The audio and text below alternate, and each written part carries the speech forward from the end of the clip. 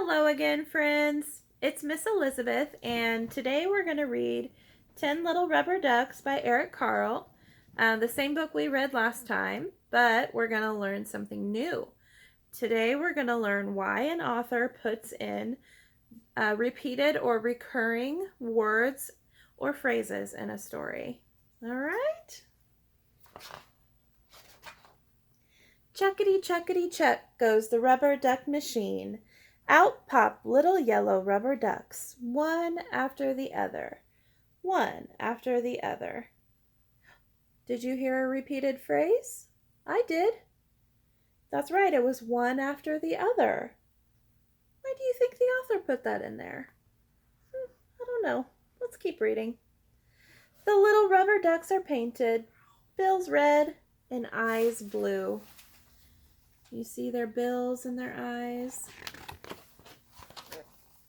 Then they are packed 10 to a box, and off they go. There's 10 to every box, and there's 5 boxes to be loaded onto a cargo ship. Hello, calls the captain.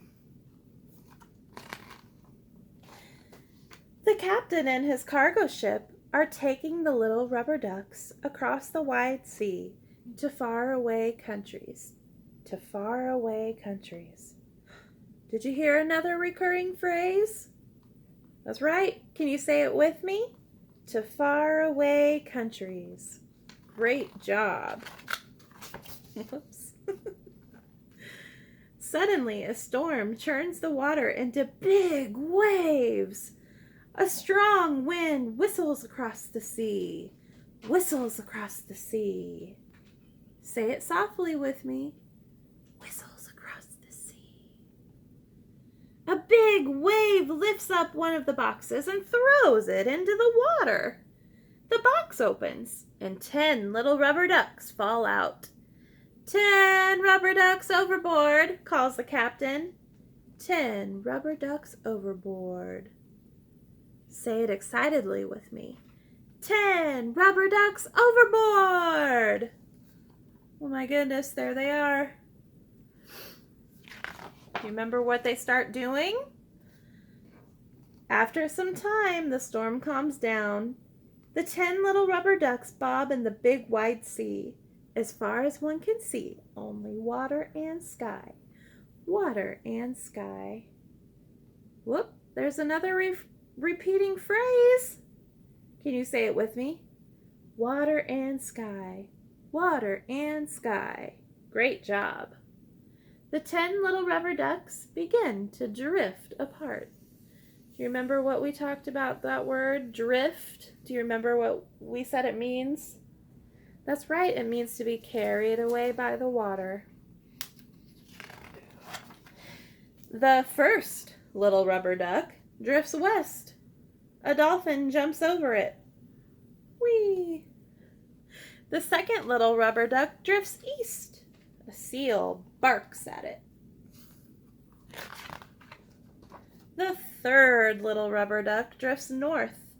A polar bear growls at it. You show me 3 for third. What came after 3? That's right, 4. The fourth little rubber duck drifts south. A flamingo stares at it.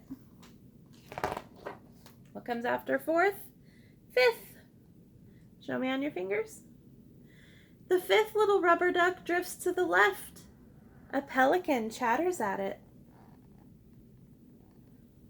The 6th little rubber duck drifts to the right. A turtle glides past it. The 7th little rubber duck drifts up. An octopus blinks at it. The 8th little rubber duck drifts down. A seagull screeches at it. Can you show me 8 on your fingers? Hopefully you've been following along.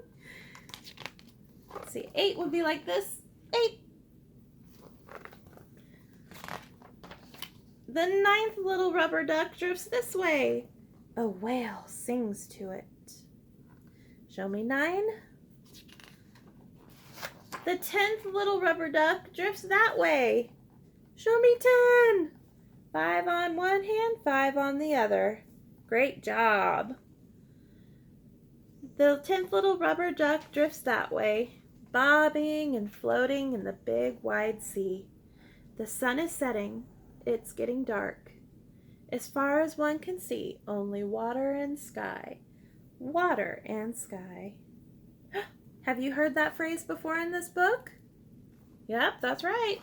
It was all the way back here, kind of towards the beginning. That repeated phrase, water and sky.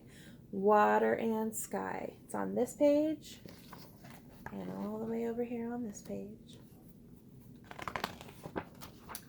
The next morning, the 10th little rubber duck meets a mother duck and her ducklings.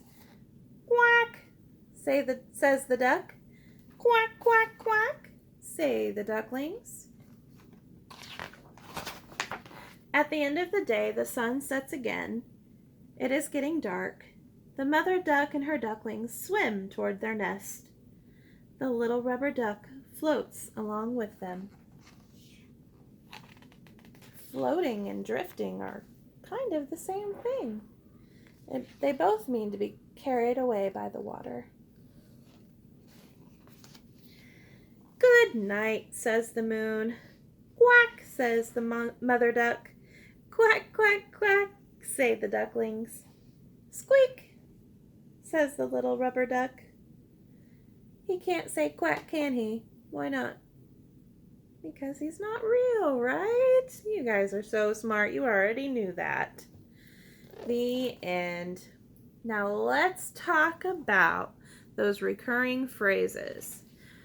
Sometimes an author puts recurring phrases in a book because it adds rhythm and sometimes it adds rhyme to a story, both of which help you to remember the story better and to help you understand it a little bit more, okay? So, and just a quick description of an activity you guys can do together at home is parents, you can take your child into their room and gather some toys. It can be 5 of anything, 5 plastic toys, 5 blocks, 5 Play-Doh cans, it doesn't matter. Just line them up in a row, and then you're going to ask your child to point to the first one, and then ask them to point to the 4th, the 3rd, the 5th, and the 2nd. You can do this over and over again until they get the pointing down correctly, which just reinforces the ordinal numbers. And if they can do that in a breeze, great. You can go up to, let's say, 10 objects in a row, and then just say point to the 8th, point to the 6th, and so on and so forth. So I know we're all bundled, or we're all quarantined in our homes right now, so hopefully this little activity will help you get up and get moving around and get your brains thinking. And thanks for watching.